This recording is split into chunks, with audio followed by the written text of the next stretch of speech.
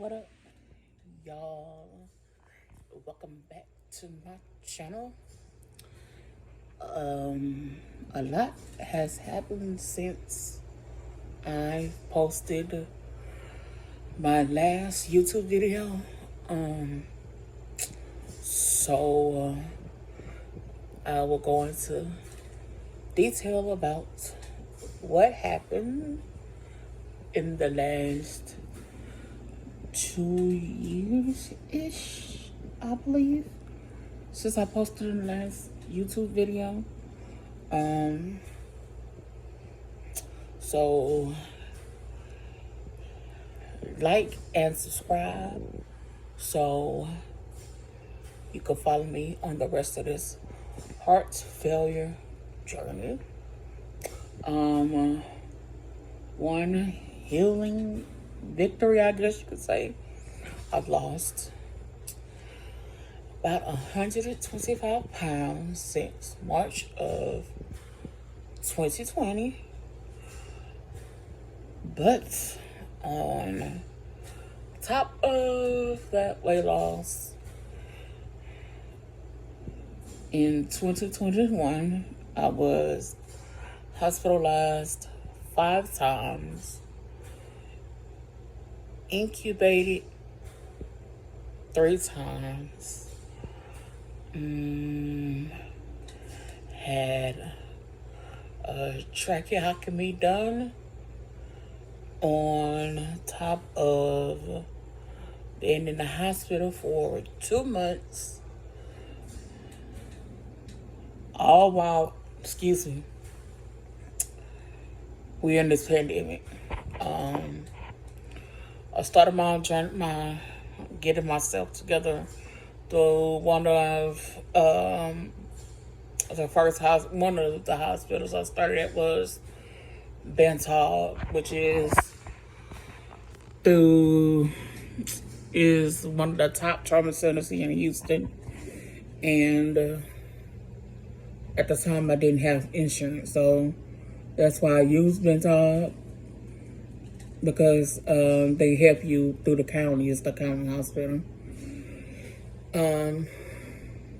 A lot of their doctors work through come out of Baylor College of Medicine and or work with Baylor.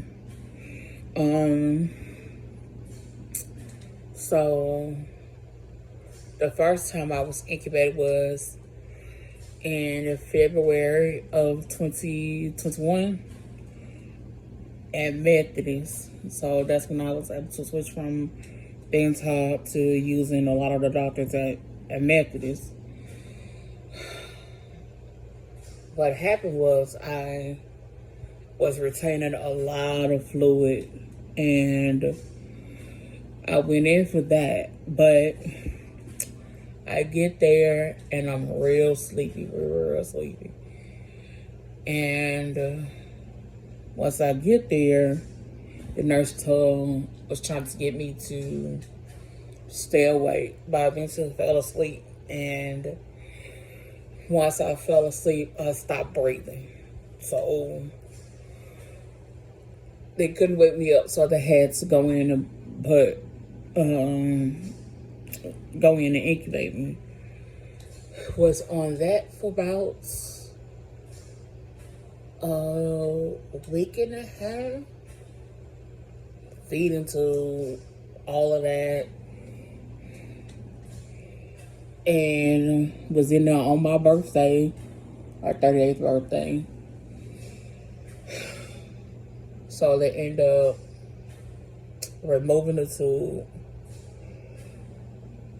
and that visit in itself was just hard, because there was a guy across from me who, he was relatively young. He was in his 50s. I believe his early 50s. And he was incubated as well, but he ended up coding 3 times. So they had to end up going in and putting a chest tube in. And that was the first time I actually witnessed what they do to put a chest tube in. And I'm like, Do y'all not see there's other people in this ICU area? Because the ICU area that they had me in, they didn't have me in regular ICU. They had me in the liver ICU unit because of COVID. Regular ICU was pretty much full. Okay? So I end up being released from Methodist and I was at home. That was in March of 2021. April of 2021 was hospital visit number 3. And fell asleep again. But was able to wake back up, and then they checked my CO2 levels and they were high. So they said in order for me to get my levels down, they had to put me on the breathing tube again for 24 hours. I was not happy. So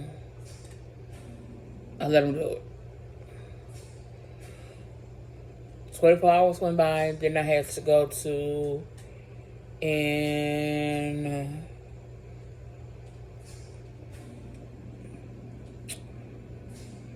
I was able to go home. Was it? No, I ended up going to a LTAC facility. So I got out of there. I ended up moving to a better part of town. We were here 2 weeks. And then we celebrated my mom's birthday. And I ended up going to the hospital the next day. That was not fun either. I get out. Then a month and a half later, I ended back in Memphis again. This time, that's when the 2 months happened. Go in, fall asleep, start breathing. This time, it was worse. To the point where they was like, they tried to wing me off and they couldn't get my breathing good enough to wing me off. So they just decided, okay, we gonna put a trach in. Didn't come talk to me or nothing. And I'm like, so I couldn't express like, how y'all just gonna make a decision without consulting me? But okay. I told them no at first. Then I was like, let me talk to my family before y'all just start cutting on my throat, okay? My mama and my aunt came up there. They convinced me, okay, you need to let them do it.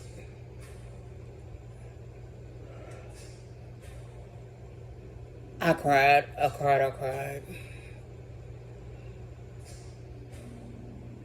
Because I was like, I never thought that I would be in a situation to where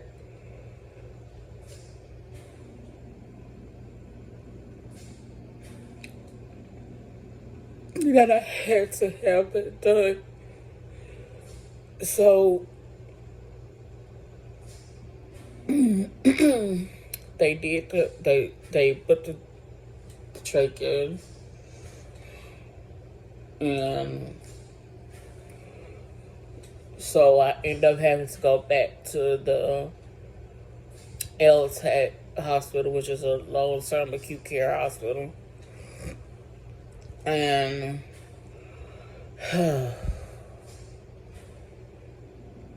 before I went to the LTA, while I was still in Methodist in the medical center here in Houston.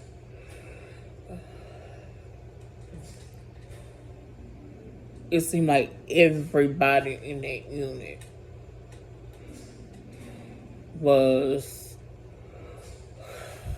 it was rough. I'm gonna have to tell you all those stories on another day, because that when I tell you it was rough. So I was on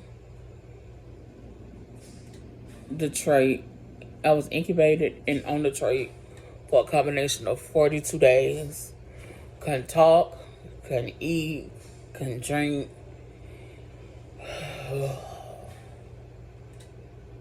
Was in constant pain because I couldn't get out of the bed.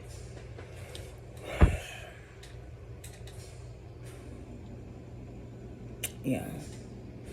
So when they got ready to put the voice bell on, they had to see how well I would do. So they end up sending out, I forgot what their title was, but to check to see if I would be able to swallow and eat different textures of food okay. And I was, but I still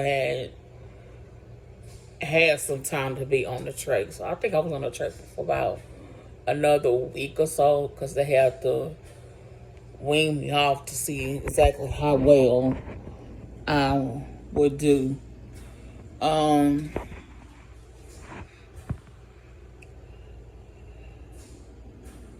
So they told me I had to go 3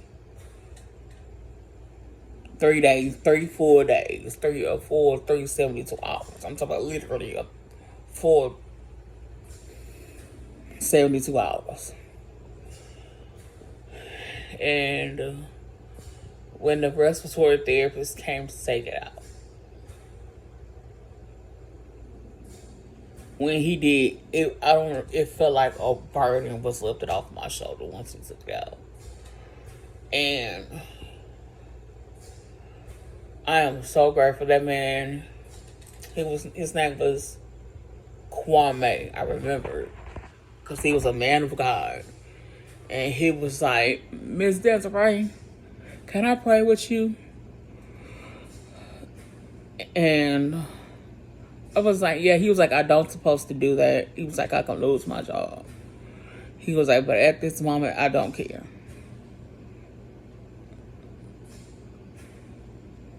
And that's when I knew. I was like, I'm gonna be okay.